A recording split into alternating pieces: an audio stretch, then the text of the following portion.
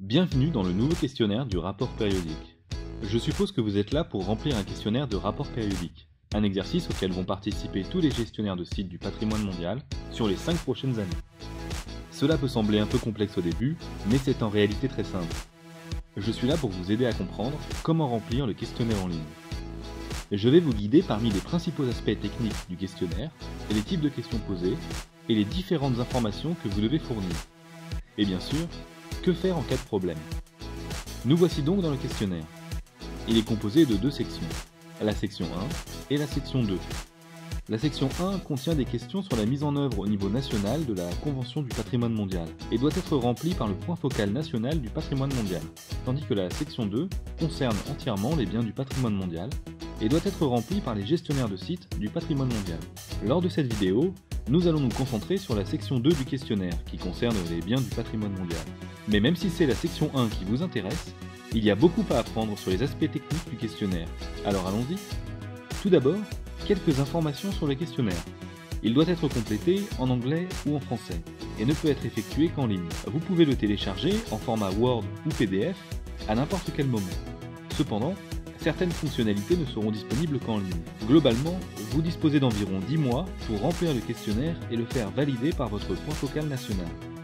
Le questionnaire peut être rempli en quelques heures, mais réunir les informations nécessaires exige beaucoup plus de temps. Le questionnaire comprend plusieurs sortes de questions. Des questions pré-remplies, vous devez alors vérifier les réponses, des interrogations totales, à répondre par oui ou par non, des échelles de notation, des questions à choix multiples et des questions ouvertes avec un nombre de mots limité. Lorsque c'est votre tour de remplir le questionnaire du rapport périodique, le Centre du patrimoine mondial vous envoie un email avec des instructions expliquant comment vous créez un identifiant et un mot de passe. Si vous oubliez ces informations, vous pouvez effectuer une nouvelle demande en cliquant ici. Vous pouvez ensuite accéder au questionnaire à cette adresse. Une fois connecté, vous remarquerez que vous vous trouvez dans votre questionnaire individuel personnalisé. Le questionnaire portera le nom de votre bien ici. Il est possible que votre questionnaire personnalisé contienne déjà des réponses pour certaines questions. Ces questions ont été pré-remplies par le Centre du patrimoine mondial à partir d'informations déjà communiquées par le passé. Si aucune réponse n'est pré-remplie, pas de panique. Cela signifie probablement que votre bien a été inscrit récemment sur la liste et ou que c'est la première fois que vous remplissez le questionnaire, ou simplement que les informations n'ont pas pu être intégrées au questionnaire. Le volet navigation est une des premières choses que vous verrez en accédant au questionnaire. Vous pouvez dérouler la liste pour visualiser chaque question et chaque sous-question contenue dans les 15 chapitres. Vous pouvez vérifier votre progression dans le questionnaire grâce à la barre de progression située dans la partie supérieure du questionnaire, ainsi que le long de la liste déroulante des questions.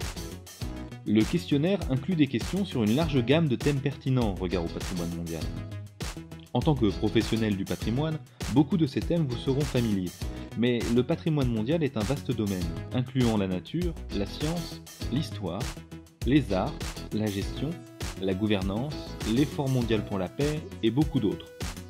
Sachant cela, nous n'attendons pas de vous un niveau d'expertise vous permettant de comprendre immédiatement chacune des questions. Pour cette raison, nous avons développé une fonctionnalité d'aide dans le questionnaire. L'aide fournit des explications sur les concepts clés et les sujets plus complexes. Il fournit aussi des liens vers des publications ou des sites pertinents. C'est donc un excellent outil d'apprentissage. Lorsque de l'aide est disponible pour une question, un bouton d'aide est présent. L'aide est liée à un glossaire de termes du patrimoine mondial, où vous pourrez retrouver des définitions claires de mots issus de la terminologie usuelle du patrimoine mondial. Qu'est-ce que le Comité du patrimoine mondial? Et qu'est-ce que la VUE? La réponse se trouve ici. Regardons maintenant le contenu de la section 2 du questionnaire. Le chapitre 1 vous invite à renseigner le nom, l'année d'inscription, les coordonnées géographiques, les cartes, la présence sur les réseaux sociaux de votre bien et la participation éventuelle d'autres acteurs dans la préparation du rapport. Le chapitre 2 concerne la protection éventuelle de votre bien sous d'autres conventions ou programmes. Le chapitre 3 concerne la valeur universelle exceptionnelle, la VUE, de votre site. Quels sont les attributs responsables de sa valeur universelle exceptionnelle? Et comment s'opère leur conservation? Dans le chapitre 4, vous pouvez parler de la conservation de votre bien dans le détail et fournir des informations sur les effets positifs et négatifs de facteurs affectant votre bien. La liste comprend une large gamme de facteurs de menaces potentielles. La liste des facteurs est divisée en 14 rubriques qui ont à leur tour des sous-rubriques. Par exemple, pour la rubrique Habitat et développement, nous avons notamment comme sous-rubrique Développement commercial, Habitat, zone industrielle, etc. Pour chaque rubrique, vous devrez dire si votre bien est concerné par le facteur de menace. Si le facteur concerne votre bien, vous indiquerez s'il l'affecte négativement ou positivement, si son impact est potentiel ou actuel, et s'il est issu du bien lui-même, de l'intérieur de ses frontières, ou de l'extérieur, zone tampon ou au-delà.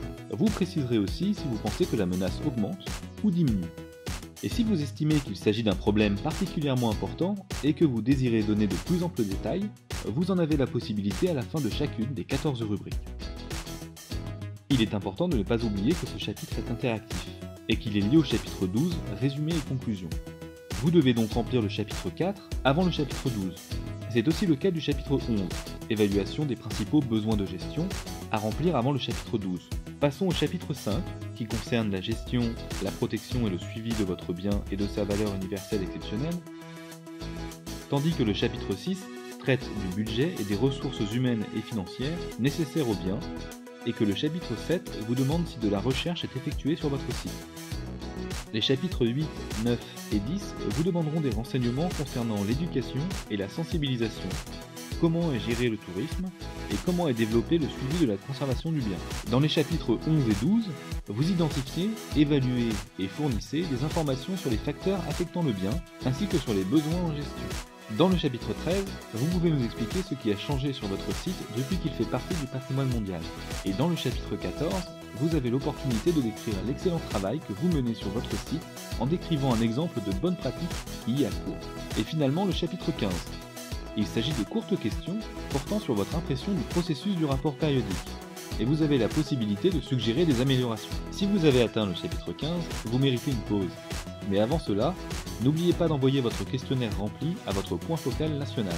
La préparation de ce rapport doit impliquer les responsables de la gestion au quotidien du bien et être effectuée en consultation avec les acteurs clés suivants. Les organisations consultatives, l'ICOMOS, l'ICROM et l'UICN, les communautés locales et la société civile. Concernant les biens transfrontaliers, il est conseillé une action conjointe ou une étroite coopération entre les gestionnaires de sites concernés. Et n'oubliez pas, si quelque chose n'est pas clair, vous pouvez trouver des réponses avec la fonctionnalité d'aide ou sur le site internet du Centre du patrimoine mondial.